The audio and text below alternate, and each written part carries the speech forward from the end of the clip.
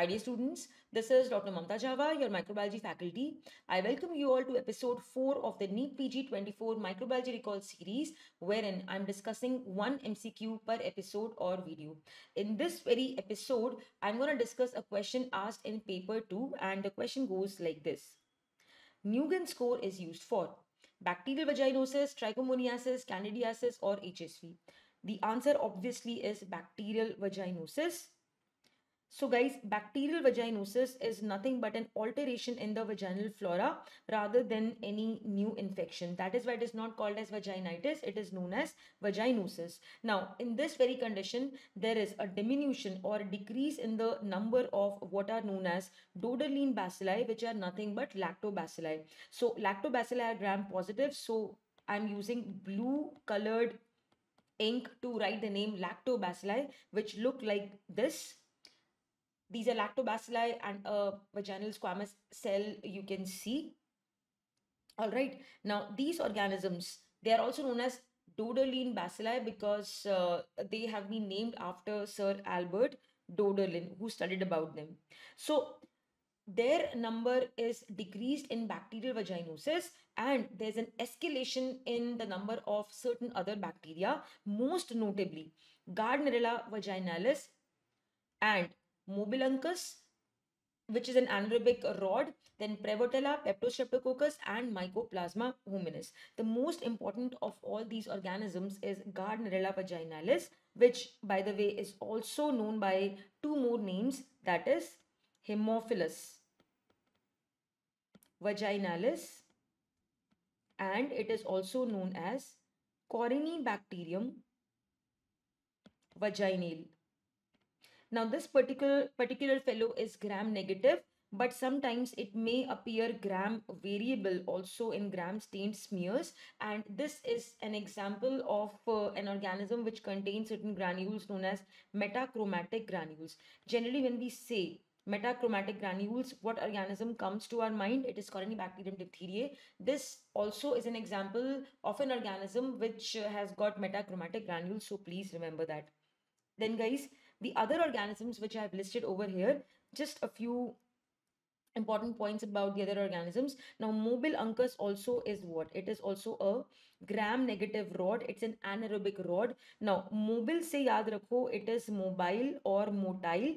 Uncus means curved. So remember, it's a mobile or motile curved rod. Okay, then Prevotella, Peptostreptococci are examples of other anaerobes, and Mycoplasma hominis is neither gram positive, gram negative. You all know Mycoplasma cannot be stained on gram stain because it does not have a cell wall, a peptidoglycan cell wall. Okay, so the risk factors of this condition, that is bacterial vaginosis, which by the way affects females in the reproductive age group.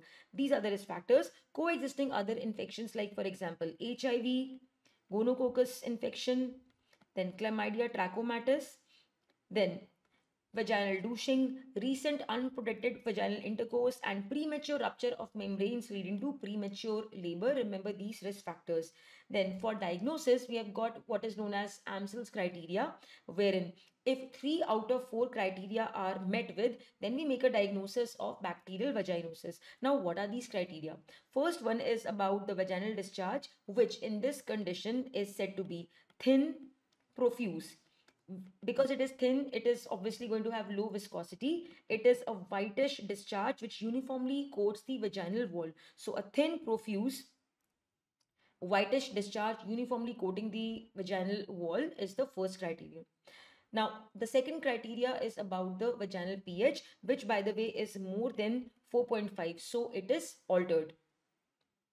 Then positive with amine test, which means what? You mix the vaginal discharge with 10% KOH, and if you appreciate a fishy odor, it means it is a positive with amine test. Now, the fishy odor is because of amines like, for example, trimethylamine.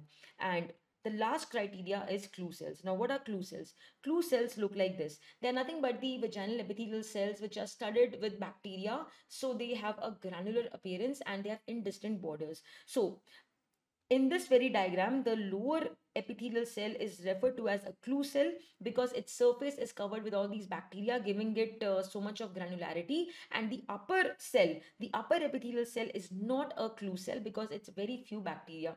Okay, so clue cells are an important clue to arrive at the diagnosis of bacterial vaginosis. So as I said, please remember, if 3 out of 4 of these criteria are met with, a diagnosis of bacterial vaginosis is made. Then Nugent score, which on which the question is based, is what? You count the number of Gardnerella vaginalis, Mobiluncus and Lactobacilli. Remember, GML in what? In a gram stained smear, and a score of more than or equal to 7 is said to be diagnostic of bacterial vaginosis. Okay, so please remember Nugent score. Then finally, what is the DOC, the drug of choice for this condition? It is metronidazole, given in a dose of 500 mg BD for 7 days. So remember number 7 in this condition. Metronidazole 500 mg BD is given for 7 days, and as far as Nugent score is concerned, a score of 7 or more is said to be diagnostic. So guys, that's about this particular episode. Stay tuned for more episode. If you have any doubts in this topic, you can please ask me your doubts in the comment section. A humble request to all of you to please like, share and subscribe to this channel for getting notifications for my future videos, and please share it with your friends also so that more and more students can be benefited. Please also check out my social media handles, which I'm going to post in the description of this video. Thank you and God bless.